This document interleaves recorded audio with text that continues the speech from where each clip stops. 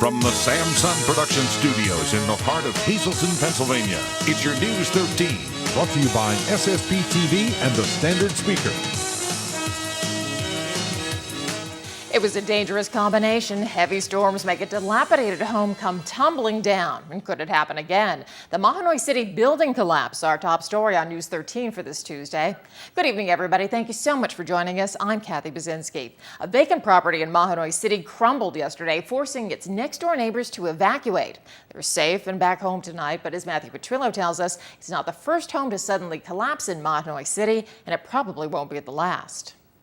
Paul Markevich lives just next to the home that collapsed Saturday.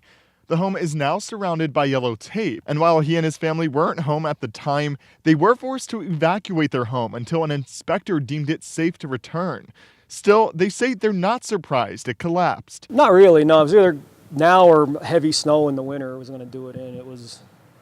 Anybody could walk by could see it was going to, you didn't have to be an engineer to figure out it was going to fall. The collapse didn't do much to his home, but it did cause destruction, like the roof falling onto another property. Opening the door to the other side of the house shows a stairway leading to nowhere and a living room that looks like a fun house. The house in the middle there is owned by an 89-year-old man. The house with the roof in it, that's ownership is disputable who owns that. Nobody lives in that house for quite a while either. Now the borough says that this building hasn't been occupied in more than a decade. Everyday home improvements have been neglected, and that's why neighbors say its collapse was imminent. The big danger is whether or not when the actual collapse happened, if he would have been in his kitchen or something, he would have been crushed. So how does this even happen? News 13 posed that question to the borough. As buildings go, if you let a building go unoccupied and the water starts getting in there and starts working its way and causing damage over time, and more water gets in, and slowly but surely it erodes the building till it collapses. So. And legally, there's nothing the city can do until it's too late. Well, the property owner had been cited in the past and had been sent a letter in regards to his property, which he signed for. Under the new laws in Pennsylvania, we can pursue the property owner for recoupment on the money we spend to demolition the property. There are dozens of other vacant properties in the area, and if the city can't act until the house has already fallen, other incidents similar to this one are likely to happen again in the future, though predicting if anyone will get hurt is hard to tell. Matthew Petrillo, News 13, Mahanoy City. We now know what the police chase was about in Hazleton yesterday. It involved a whole lot of heroin. It all began as police had 22-year-old Oasis Nahu Garcia Arias of Hazel Township under surveillance. Police tried to pull him over in his car yesterday afternoon in the area of 2nd and Arthur Streets. That's when he gunned it and took off. We were attempting to stop the actor, and he drove across southbound across Diamond Avenue into the area of Columbus Court between Diamond and Diamond Avenue, below Diamond Avenue, and at that point exited his vehicle and threw some items into the woods. That spawned a search by police and undercover agents, and what they found were 200 bags of heroin. They later searched his car and found more heroin and about $1,000 cash. They charged Garcia Arias with possession, intent to deliver, plus fleeing and violating traffic laws. He couldn't make $50,000 bail and is in the Luzerne County Correctional Facility tonight. Police in Schuylkill County had a chase on their hands yesterday. It lasted 2.5 hours and wound all through the county. It all began when 36-year-old Corey Ratliff, who was wanted on a number of outstanding warrants, jumped out of his girlfriend's moving car with a baseball bat along Route 54, and she dialed 911. Police first spotted him in Ashland, but he took off when they saw the car, and Ratliff kept running. He was spotted in Mahanoy Creek, then Fountain Springs, and after a 2-hour search, he was found passed out in the Oakland section of Ashland. Police had been called in a few months ago when Ratliff was apparently high on bath salts. He's in the Schuylkill County Prison tonight. A 35-year-old West Hazleton man was killed Monday afternoon when his car hydroplaned during a heavy storm and slammed into an oncoming vehicle. State police say that Carlos Taveras Martis was driving his car along Route 924 near Quad Graphics when the vehicle skidded on the wet roadway, crossed the center lane, and slammed into the car driven by 43-year-old Christopher Jones. The accident happened as severe storms passed through the area just before 5 p.m. Taveras Martis wasn't wearing a seatbelt. Jones was. He was treated for moderate injuries at Hazleton General Hospital. Well, when kids are in school, they can count on getting a good, nutritious lunch every day. But in today's economy, when they're off for the summer, that's not always a guarantee. But there's help. Christina Papa reports on Hazleton area's summer food program. Monkeys. Watch I can do. After all that running around on the playground here on Beach Street in Hazleton, the little ones will definitely want a bite to eat. We have summer lunch provided from June the 24th until August the 16th at several sites. We have open lunch sites and we have playground sites.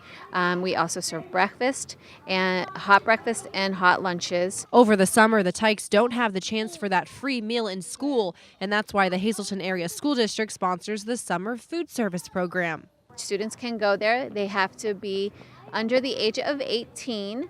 They can get a free lunch. It doesn't matter. No one has to pay. While parents can't get their lunches for free, there's no registration required, so any hungry tummy is welcome to grab a lunch to go. Anyone can come. It doesn't matter where they're from. I mean, if they're out on a drive and they want to stop here, as long as the kids are under the age of 18, they can have a free lunch. That means Darlene's grandson can get a lunch even though they're not from Hazleton. For the kids that, they're out of school right now, and I guess it's good that they can come down here and play and be able to have lunch here. The Summer Food Service Program sets up lunch all over Hazleton. We have hot lunch sites at Heights, West Hazleton, McAdoo, and Drums, and Arthur Street.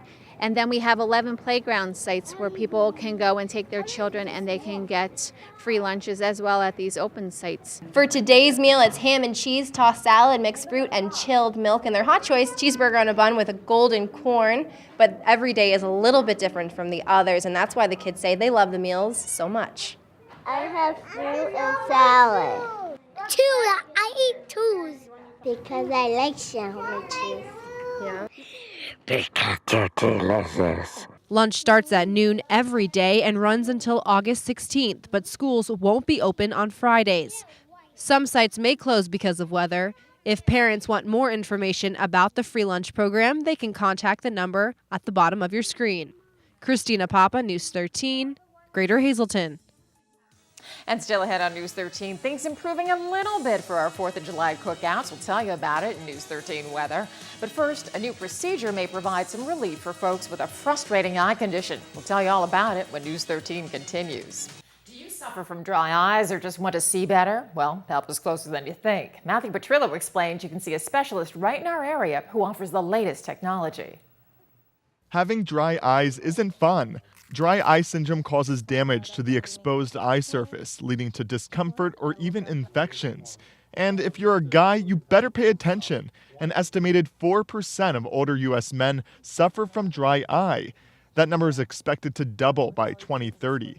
Dry eye causes an increase of sensitivity to the environment, like wind, temperature changes, and humidity. It can result in a loss of productivity and poorer quality of life. And while some people might consider dry eye to be associated with aging, it doesn't have to be. Dr. Thomas Kislin from Hazleton Eye Specialists has a new technique right in his office to help cure any bothering eye. LipiFlow is an amazing new treatment for dry eye disease, which affects 50 million Americans. It's a 12-minute in-office treatment that is basically heat and micropulsations to the eyelids that can really help eliminate the devastating feelings that patients get with dry eye. This technology is so new, his practice is the only office within an hour's drive to have it. We are so proud to be only the 5th practice in Pennsylvania. In fact, the closest is about 90 miles away. So Northeast Pennsylvania has really been deprived of this technology. So we're proud to be only the 5th in Pennsylvania to offer this amazing technology to our patients. The process places equipment over the eyes, and it doesn't hurt at all. To see if you qualify for it, give the doctor a call at Hazleton Eye Specialists. Their contact information is on our website, SSPTV.com. Matthew Petrillo, News 13, Hazleton. And time now for our regional weather from the National Weather Service. Checking the radar. Not quite as crazy or intense as yesterday's storms, but the showers, storms, and thunderstorms still out there, and they're going to continue through this afternoon and evening, so be careful out there. Our creative condition is all about a stormy day. It's by Rocio Mariel Diaz Fulgencio, as a student at West Hazelton Elementary Middle School, and she says there's going to be a lightning storm, and she decided to stay home. Good advice. Now let's take a look at News 13 weather from the National Weather Service for Greater Hazelton for tonight. Flash flood watch in effect until 1 a.m. Showers and thunderstorms likely with a low around 64. And for Wednesday, a chance of showers and thunderstorms right through the day with a high near 75 degrees. They continue at night with a low down to 65. And heading to Schuylkill County for tonight, flash flood watch in effect till about midnight there. Showers and thunderstorms right through the night. Some of the storms could produce some heavy rain, low around 67. And for Wednesday, cloudy with a chance of afternoon showers and thunderstorms, the high near 79. Chance of showers and thunderstorms continuing at night with a low around 69 degrees. Well, Hazelton will be celebrating America's freedom with its annual Hold Your Flag Up High ceremony. Christina Papa explains what people should expect to see at Harmon Geist and Up in the Sky tomorrow night.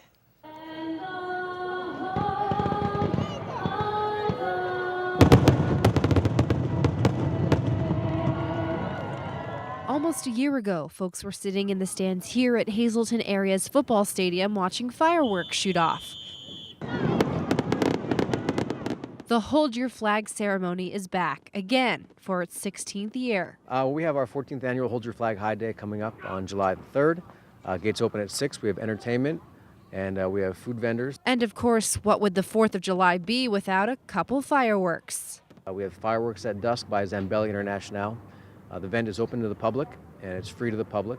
And we are accepting donations. The gates will open at 6 o'clock. Folks will have to wait till dusk to see the fireworks shoot off, but the night's coordinator, Jesse Grabelny, says there will still be a lot to do before the big show. They'll see a lot of people here.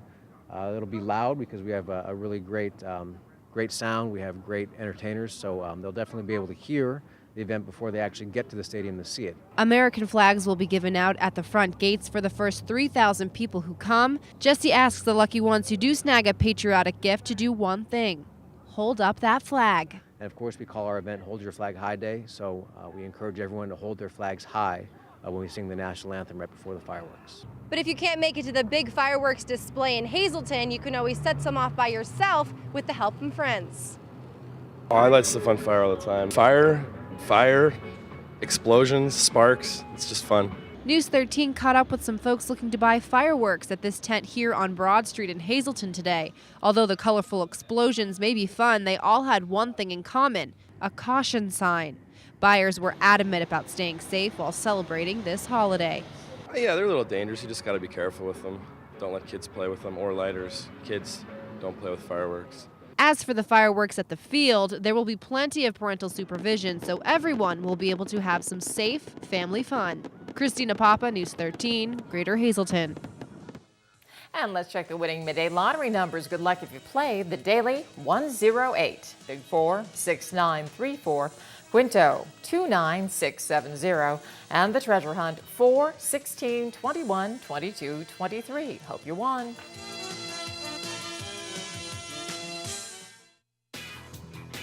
Good evening, everyone, and here's tonight's social news. First, a very happy birthday to Christina Papa. This wish comes from your family, friends, and all of us here at SSPTV.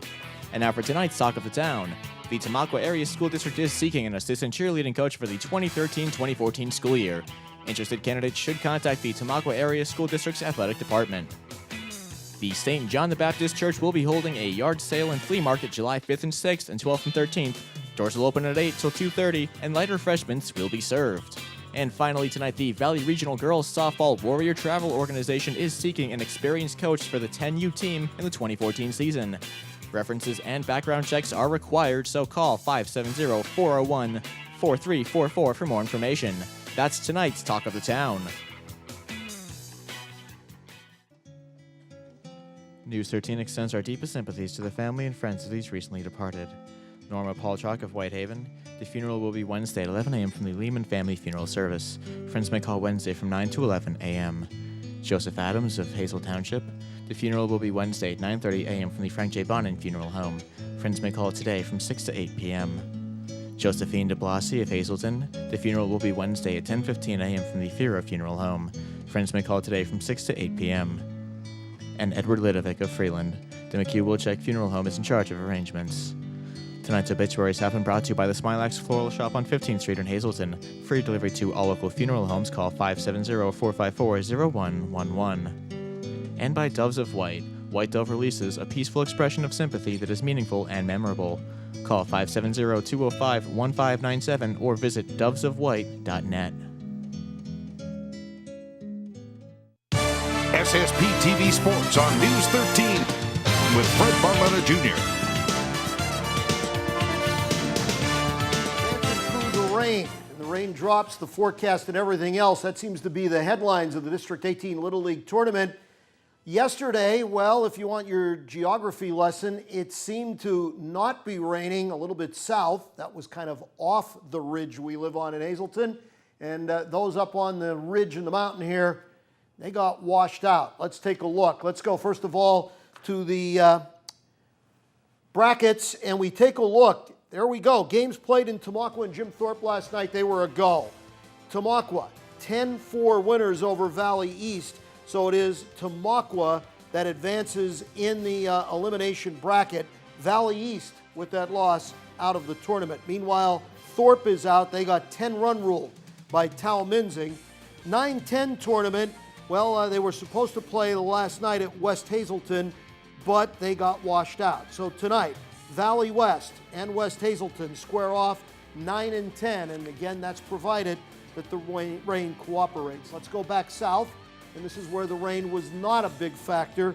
And you had Jim Thorpe Blue, 10-run rule Tamaqua. So this was the final in the south. It'll be Jim Thorpe Blue waiting who comes out of this northern bracket, and then they'll play a best of three. I know they started this Little League tournament early. Thanks to the weather, it may be finishing late anyway. Last night, Russ Kanzler continued his hitting streak, 1 for 4 with a double, but it wasn't enough. His Norfolk Tide team got clipped by the Gwinnett Braves, 2-1 the final there. Another low-scoring game. The Paw Sox, the Boston Red Sox AAA club, they happen to be in first place. They shut out the Rail Riders. And the Lehigh Valley Iron Pigs put the shutout on the Mud Hens last night, 7-0. Lehigh Valley gets the win over Toledo. There's your schedule for today in minor league baseball. Let's knock it up a notch to the major leagues. You're taking a look at Matt Moore, and he has been absolutely phenomenal. He wins his 11th game last night of the season, and he does it in a big, big way. Now, I know it was Houston, but it doesn't matter. He shut him out. 2 hits is all Houston got all night long, and I mean Matt Moore. He hit a little stretch there, about 3 starts, where he wasn't as effective as he was early in the year, but guess what? He is back on target right now, and the Rays are loving every minute. They didn't really need that great of a pitching performance. They'll take it, but that's because the offense lit it up last night. 12-0 was the final. Tampa over the Houston Astros, and as we said, we're ready to approach the Independence Day holiday weekend, and guess what? Every one of the 5 teams in the American League East are above 500, and even though the Rays are in 3rd place, half game ahead of the Yankees, they're still only 4 games behind the pace setters, the Boston Red Sox, so it is anybody's division at this point. Speaking of the Yankees, they broke their 5-game losing streak last night. They'll try to make it 2 in a row tonight in Minnesota. The Rays in Houston continue. The Phils and Pirates. If you're as old as I am, you remember when that was a great interdivision rivalry. Not anymore. They're in different divisions, but it's still always nice. Phils and Buccos.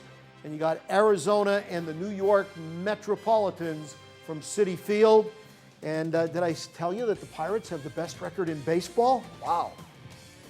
Tonight's sports is brought to you by Mountain Speedway. Here's a look at this weekend's action. It's going to be busy. The pits, well, 2 o'clock going to open up, and the grandstand at 5.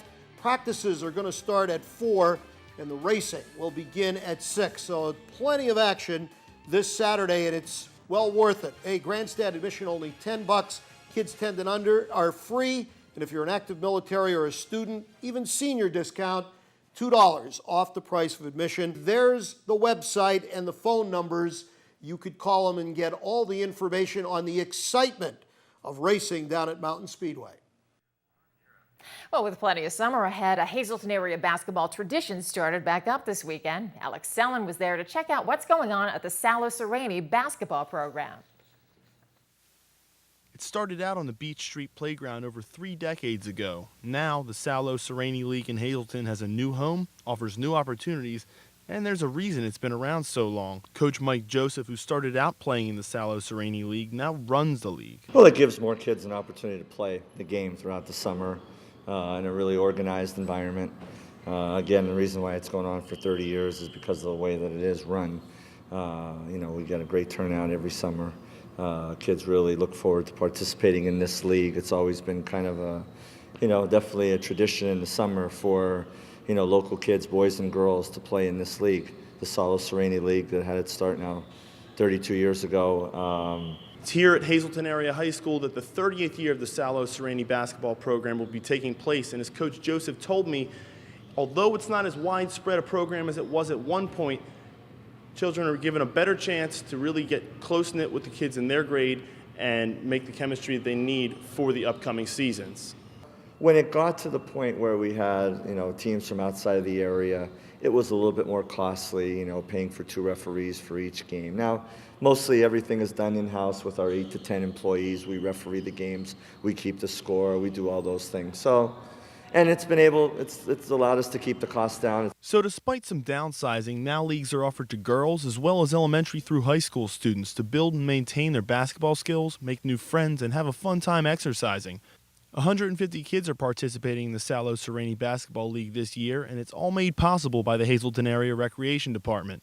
I asked them what their favorite part about the league was. Probably how, there's no fans or anything, and it's not as intense as a real game. So what does that mean for you?